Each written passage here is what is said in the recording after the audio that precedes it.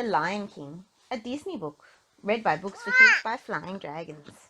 Welcome to the Pride Lands, home to some of the most glorious animals in Africa. I am Rafiki, and I am here to tell you the story of one special lion who lives here.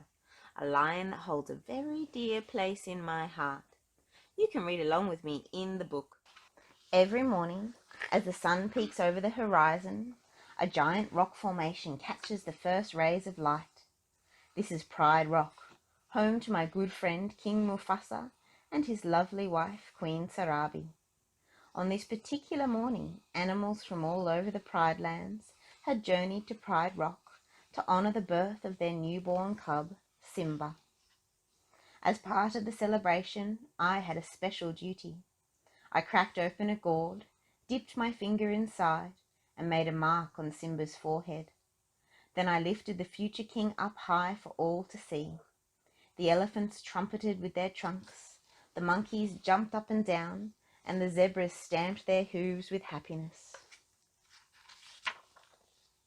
Not far from the ceremony, in a cave at the backside of Pride Rock, a scraggly lion with a dark mane grumbled, "Life's not fair. I shall never be king." This was Mufasa's brother Scar, who was jealous of Simba's position as the next king. Moments later, Mufasa was at the doorway to the cave. "Sarabi and I didn't see you at the presentation of Simba." Zazu, Mufasa's trusted advisor, also appeared. "You should have been first in line." "I was first in line until the little hairball was born." And with that, Scar stalked out of the cave. Before long, Simba grew into a healthy, playful young cub. Early one morning, he and Mufasa climbed to the top of Pride Rock. As they looked out at the rising sun, Mufasa pointed to the light beams that had stretched across the Pride Lands. "Look, Simba, everything the light touches is our kingdom." Simba scanned the horizon and noticed a dark spot in the distance. "What about that shadowy place?" "That's beyond our borders. You must never go there, Simba." "But I thought a king can do whatever it wants." "There's more to being king than getting your way all the time. Everything you see exists together in a delicate balance. As king, you need to understand that balance and respect all the creatures, from the crawling ant to the leaping antelope. We are all connected in the great circle of life." Later, as Simba headed back down the path, he ran into Scar. "Hey, Scar, guess what? I'm going to be king of Pride Rock.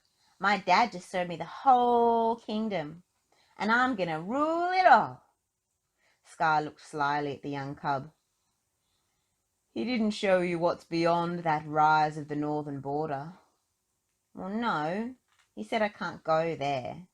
"And he's absolutely right. It's far too dangerous. Only the bravest lions go there. Promise me you'll never visit that dreadful place." When Simba returned home, he found his friend Nala and her mother Serafina visiting with Sarabi. "Come on, I just heard about this great place." The mothers gave permission for the youngsters to go, as long as Zazu went with them. Simba and Nala raced across the Pride Lands in an effort to lose the watchful bird. They led him through many herds of animals until they finally lost him. Once the cubs were free of Zazu, Simba pounced on Nala. Then Nala flipped Simba onto his back. They tumbled down the hill and landed in a dark ravine littered with elephant skulls and bones. Simba looked around and gasped, "This is it! We made it!" Before the cubs could explore any further, Zazu tracked them down. "We're way beyond the boundary of the Pride Lands, and right now we are all in very real danger." Suddenly, 3 hyenas slithered out of the eye sockets of an elephant skull. Frightened, Simba, Zazu, and Nala jumped back. It was Banzai, his partner Shenzi, and the always laughing Ed. Banzai sneered, "A trio of trespassers." Zazu tried to lead the cubs back to safety, but Banzai grabbed him by the neck and plopped him down. The hyenas circled their prey, licking their chops. "What's the hurry? We'd love you to stick around for dinner." While the hyenas argued about who was going to eat whom, Simba, Nala, and Zazu quietly slipped away. But the hyenas weren't distracted for long. They gave chase, and Simba and Nala had to run as fast as they could. Finally, they tried hiding behind some elephant bones. Just when it looked as if it were all over for the young cubs, Mufasa appeared and sent the hyenas flying with a swipe of his big paw. "If you ever come near my son again!" The hyenas slinked away, and Mufasa glared at Simba. "You deliberately disobeyed me. I am very disappointed in you." Mufasa sent Nala and Zazu home so he could privately talk to his son. Simba peered up at his father. "I was just trying to be brave, like you." "Being brave doesn't mean you go looking for trouble." "Dad, we're pals, right? And we'll always be together, right?" Mufasa looked up at the stars. "Simba, let me tell you something my father told me. Look at the stars. The great kings of the past looked down on us from those stars. So whenever you feel alone, just remember those kings will always be there to guide you, and so will I." Meanwhile, the hyenas received another visitor.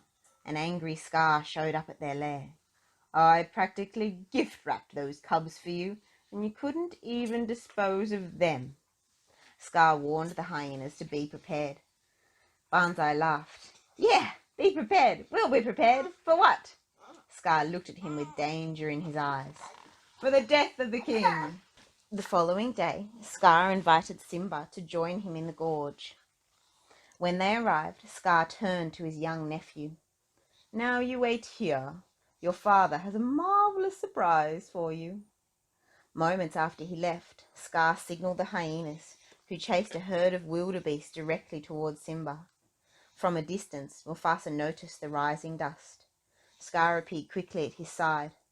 "Stampede! In the gorge! Simba's down there!" Without waiting a second, Mufasa took off to save his young son. Mufasa plunged into the gorge and battled his way through the oncoming wildebeests. He found Simba, grabbed him by the nape of his neck, and put him on a nearby ledge. Suddenly, Mufasa was knocked back into the stampede. "Dad!" Desperately, he tried to climb up another ledge, from which Scar stood looking down on him. "Brother, help me!" Scar reached for Mufasa and pulled him close enough to whisper in his ear, "Long live the king!" Then Scar let go of Mufasa and he fell to his death. Simba peered over the ridge just as his father disappeared beneath a thundering stampede. Later, Scar found Simba hovering over his father's body, sobbing. "It was an accident. I didn't mean for it to happen. But the king is dead, and if it weren't for you, he'd still be alive." "Oh, what?" "Yep, that's the king." "Oh, what will your mother think?" Simba sobbed harder. "What am I gonna do?" "Run away, Simba. Run. Run away and never return." Simba did as he was told, unaware that his uncle's hyena friends had been ordered to finish him off. Scar returned to Pride Rock to take over the throne. Meanwhile, Simba plodded across the savannah without any food or water. It wasn't long before he fainted under the hot sun. As the vultures circled overhead, a big-hearted warthog named Pumbaa stumbled upon the young lion. He turned to his trusty friend, a fast-talking meerkat named Timon. "He's so cute and all alone. Can we keep him?" "Pumbaa, are you nuts? Lions eat guys like us." But Pumbaa scooped Simba up anyway and carried him to safety. When Simba awoke, the first thought that sprang to his mind was his father's death. Timon taught him about Hakuna Matata, which means no responsibilities, no worries. You gotta put your past behind you. And that is exactly what Simba did. He stayed in the jungle with Pumbaa and Timon a long, long time and grew into a very big lion. But eventually he got homesick. One night he looked up at the stars and recalled the words his father had told him long ago. Is this his house? That's where he lives, in the jungle. "The great kings of the past look down on us from those stars. So whenever you feel alone, Just remember that those kings will always be there to guide you, and so will I." The next day, Pumbaa was stalked and chased by a lioness. Simba came to his rescue, but after wrestling with the lioness, who easily flipped him onto his back, he realized that she was his old friend. "Nala, what are you doing here? Why didn't you come back to Pride Rock? You're the king." "I'm not the king, Scar is." "Simba, he let the hyenas take over the Pride lands." "What?" "There's no food, no water. If you don't do something soon, everyone will starve. You're our only hope." "I can't go back." Simba yelled at the heavens. "You said you'd always be there for me, but you're not. Because of me." Simba didn't believe he could challenge Scar to the throne, so he stayed in the jungle with Nala and his new friends. But I knew the time had come for Simba to take his place in the circle of life, and I headed to the jungle. When Simba saw me, he was surprised. "Who are you?" "The question is, who are you?" I thought I knew. Now I'm not so sure. "Well, I know who you are. You're Mufasa's boy. He's alive, and I'll show him to you. You follow old Rafiki. He knows the way." I led Simba to a reflecting pool. When he looked into the water, he saw a lion. "That's not my father. It's just my reflection." "No, look harder. You see, he lives in you." The ghost of Mufasa magically appeared. "Look inside yourself, Simba. You are more than what you have become. You must take your place in the circle of life." Encouraged by his father's words, Simba returned to Pride Rock. Nala, Pumbaa, and Timon followed. When Simba arrived, he found the land bare and dry. The hyenas were in control, and Scar was shouting at Simba's mother. Sarabi turned to Scar. "We must leave Pride Rock." "We're not going anywhere. I am the king."